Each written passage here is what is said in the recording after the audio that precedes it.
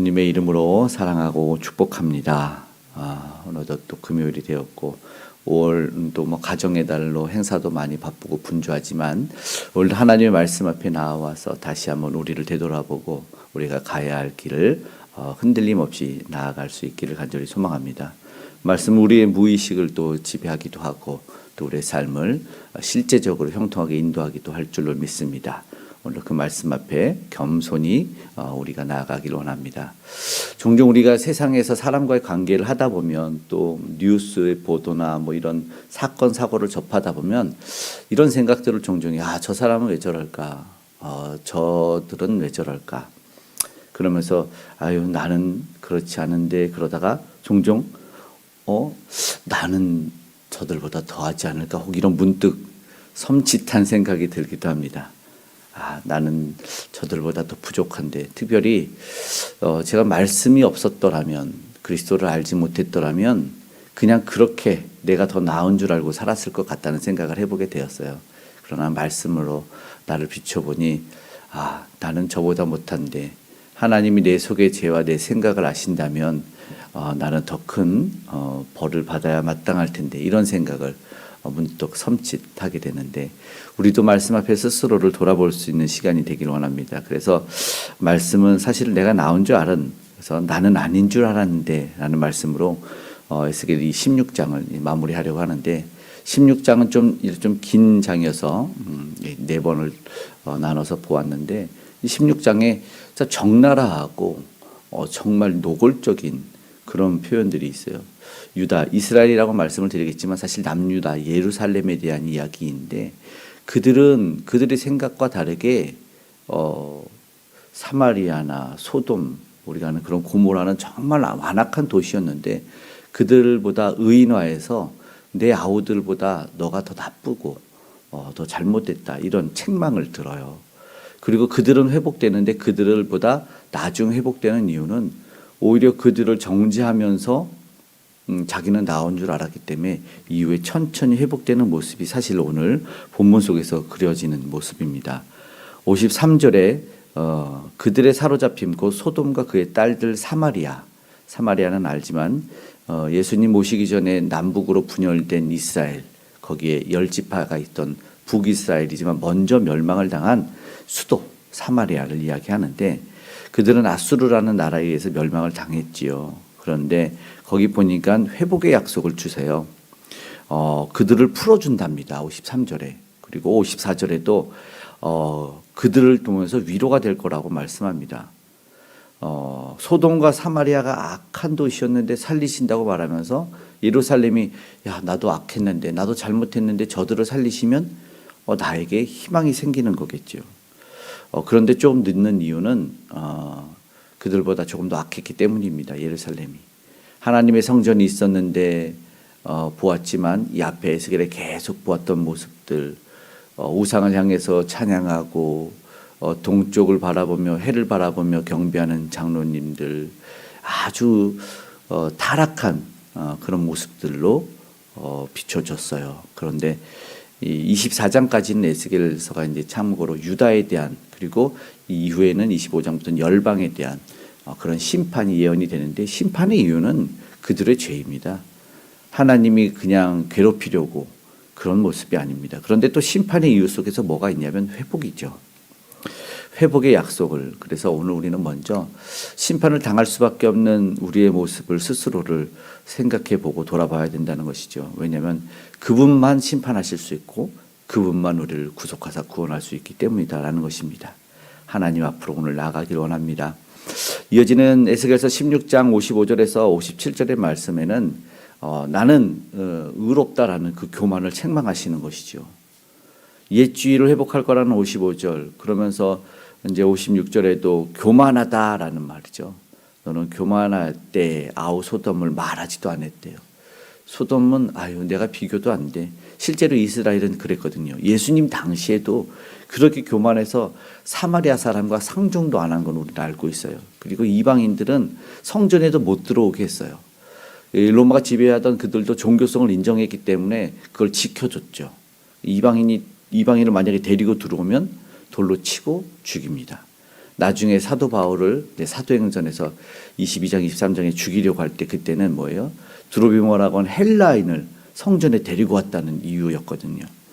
아직까지도 에스겔서는 우리가 보는 한 600년 전에 예수님 오시기 전 성경이고 그들이 나중에 자신들의 신앙을 점검했음에도 불구하고 변하지 않는 이 고집들이 있었어요. 신앙의 이건 정체성 우리가 꼭 지켜야 될 거다라고 생각했지만 그들이 변하지 않는 모습이 안타깝게 있었습니다. 오늘 우리는 저들보다 나을까? 이스라엘은 입에도 올리지 않으면서 무시한 거죠. 소돔이란 이름 입에 올릴 가치도 없다. 그래서 우리가 세상을 향해 손가락질하고 있을 때 정말 우리는 그들보다 나은지 교회는 정말 더 나은지를 되돌아봐야 됩니다. 우리 속담에도 묻은 개가 묻은 개 나무란다 말하죠. 예수님은 조금 더 노골적으로 얘기하셨죠. 마태복음 7장에만 보면은 그래요. 보라 내 눈 속에 들보가 있는데 어찌하여 형제에게 말하기를 나로 내 눈 속에 있는 티끌을 빼게 하랴. 티끌과 들보는 비교도 안 된 상황이잖아요. 근데 그 이어지는 말씀이 예수님이 외식하는 자여라고 말합니다. 그러니까 상대의 티끌을 보면 내 눈에 들보를 빼지 않는 자를 외식하는 자라고 말하는데 이렇게 말하죠. 내 눈 속에 들보를 빼어라. 그 후에 밝히 보고 내 형제의 눈 속에 티끌을 빼리라. 근데 여기서 외식하는 자가 세번역 성경과 현대인의 성경은 위선자, 위선자여입니다. 보면 거짓말쟁이죠. 영어 성경은 거짓말쟁이라고 합니다. 결국요 이어지는 말씀은 죄의 대가를 치르게 될 거다랍니다. 58절부터 59절은 그렇게 말합니다. 내가 담당하였느니라. 뭐요? 내 음란과 내 가증함을 분명하게 말씀하고 59절 끝에는 뭐라고 말합니까? 내가 내 행한 대로 내가 행하리라. 그러니까 내가 왜 이 고통을 받느냐? 웬만하면 거의 모든 것은 우리의 죄 때문이다라는 것입니다. 행한 대로 갚으시죠. 제 책임은 따릅니다. 우리는 알아야 됩니다. 하나님의 언약을 깨뜨리고 하나님의 말씀을 멸시하면 거기에 따르는 대가가 결코 가볍지 않아요. 우리가 생각하는 죄는 하나님을 등진 건데 하나님의 목적대로 관역을 빗나가다라는 것이 히브리어로 죄인데 우리는 정말 많이 빗나가게 살지 않습니까? 근데 거기에 대한 대가가 따른다는 것이죠. 이어지는 말씀을 보면 그럼에도 불구하고 성경이 참 오늘도 우리가 그 은혜를 생각할 수밖에 없는 게 그럼에도 불구하고 언약을 하나님은 기억하신답니다. 60절에서부터 우리가 마지막까지 읽은 63절에 그 말씀을 하시는데 60절에 어렸을 적의 이야기가 계속 나오죠. 핏덩이 같은 너를 살려낼 거라는. 그런데 왜 너는 그걸 잊었냐? 60절에 또 다시 말씀해요. 너의 어렸을 때 세운 언약을 기억하고 너의 언약을 세우리라. 하나님 편에서만 하실 수 있는 말씀입니다. 이 말씀 놀라운 위로가 됩니다. 죄는 큰데 하나님의 언약의 약속, 그 은혜는 더 크다. 뭘 기억했으면 좋겠습니다. 그러면서 62절에 내가 여호와인 줄 내가 알게 하리니 라고 말씀합니다. 하나님 오늘 우리를 끝까지 버리지 않고 붙들어 주십니다. 우리 63절 말씀 끝절인데 한번 읽어볼까요? 이는 내가 내 모든 행한 일을 용서한 후에 내가 기억하고 놀라고 부끄러워서 다시는 입을 열지 못하게 하려 함이니라. 주 여호와의 말씀이니라. 아멘. 회복의 은혜. 사실상 우리가 십자가를 바라보고 예수를 만나면 이처럼 놀라서 입을 가리게 됩니다. 내가 얼마나 교만했는지, 십자가의 은혜가 얼마나 큰지, 내 죄가 얼마나 컸는지를 깨닫게 됩니다. 하나님 앞에서 말문이 막히는 이야기는 종종 많이 나오죠. 베드로가 주여 나를 떠나소서 나를 죄인이다 라고 말하는 것도, 동방의 의인 당대 의인이었던 욥도 주님이 욥기 40장에 나타날 때 나는 비쳐나오니 무엇으로 대답하리까? 나 입만 내 손으로 가릴 뿐입니다. 이렇게 말하고 고백합니다. 오늘 우리도 그럴 수밖에 없어요. 주의 십자가 앞에서 그럴 수밖에 없습니다. 말씀 마치고 기도하기를 원합니다. 나는 지금 누구를 향해 그래 나는 저 사람보다 나은데 라고 절대로 정지하거나 안위해서는 안 됩니다. 교회를 비난하는 세상보다 세상이 더 아름다운 모습을 보일 때도 있어요. 우리는 부끄러워해야 되고 하나님 앞에서 나는 괜찮은가를 돌아봐야 되죠.